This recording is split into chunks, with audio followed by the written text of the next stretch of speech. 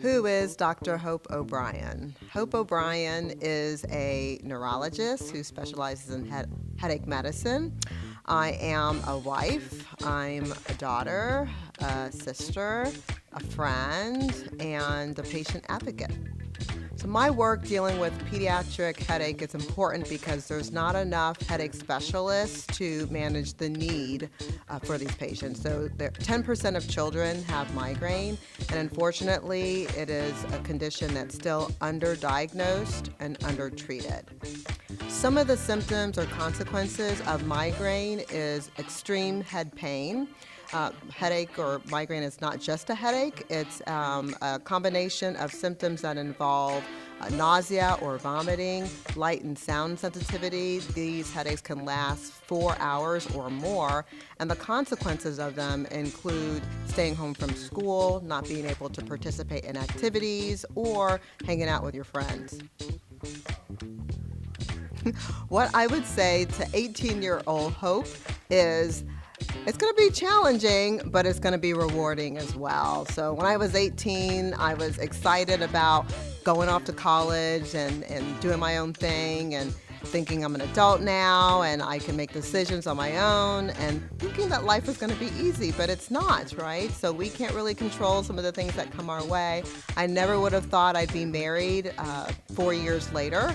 I never thought I'd be in this position where I'm here in Cincinnati, coming from New York, but I'm excited about the opportunities I've been given, and I would say, life is challenging, it can be hard, but just keep going and don't be afraid to make mistakes, because you're going to make mistakes, but just keep going.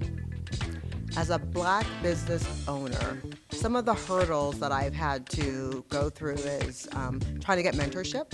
So unfortunately, there weren't many individuals that were doing what I was doing, so trying to get mentorship in terms of some of the obstacles that I'd be faced with. Some of the other things that I've had to have, that were challenging is, trying to figure out business, right? So I did have the opportunity to go back to school and get more training in business, but there was still a lot of things I didn't know, and it would be nice to be able to talk with individuals that looked like myself, that was going through some of the things that I was going through. What motivates me is, believe it or not, prayer, the Lord himself. I'm very motivated by the fact that I know that I can't do things on my own. I know that I'm not here on my own, that I'm here for a purpose and a reason.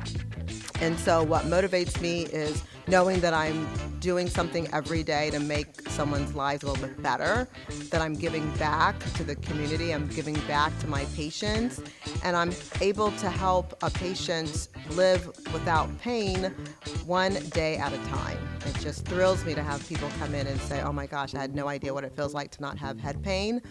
But the fact that I can get up and affect one patient's lives at a time, it's rewarding.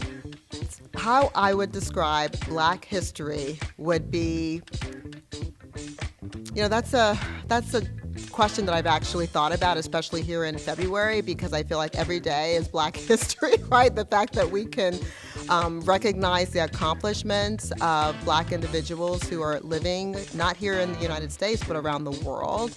I think that we have done tremendous things, and to recognize that because of who we are as Black individuals and being judged by what we look like, oftentimes we're underestimated. So it's not uncommon when I walk into a room and a patient will say, oh, I didn't expect to see someone that looked like you. And it's coming from not just white or Black individuals, but all individuals, because I don't look like an O'Brien, right? So Black history to me means recognizing the accomplishments of those who have gone through challenges based on what they look like, and proving others wrong, and proving to those who may have underestimated what we can do that we can do just as well, if not more, than what we look like we can do. You know what? I actually feel proud because I know. I can say the same thing. When I was growing up, I didn't really see doctors who looked like me, let alone a neurologist. So when they say that, it really gives me a sense of pride, because now a little girl that looks like me can walk in and say that I can also become a neurologist. I can also become a doctor. Yes, I think it's important that we spread awareness in terms of Black excellence. So I think we need to expose those who are doing great things in the community and show our young people that you can achieve your goals. And even if you don't see somebody that looks like you can do whatever you put your mind and your heart into. So one of the ways that individuals can find out a little bit more about the research that we're doing at Headache Center of Hope is by going online. So we're excited that we are one of the few sites that are doing pediatric migraine research. Unfortunately, there's not enough treatment options for kids, and so we are looking for kids between the ages of 6 to 17 who have debilitating or severe headache. And the nice thing about it is that patients come in, they're seen by a board-certified neurologist and headache specialist, and they get all of the clinical evaluations, including an EKG, blood work, and potentially the study medication without any cost to them. And then patients are compensated for their time as well. I don't think enough people of color are involved in research, and there's many reasons why, but I think part of it is trust in the healthcare system, trust in research in general because of our past. But I will tell you that I think we are at the precipice of some exciting new things that are coming out in medicine, and we need to be involved because the healthcare outcomes or the health disparities that exist are they have a negative impact in the people of color community. So I see kids with headache, but I'm also an adult neurologist. So I specialize in seeing individuals who have neurological conditions who are adult.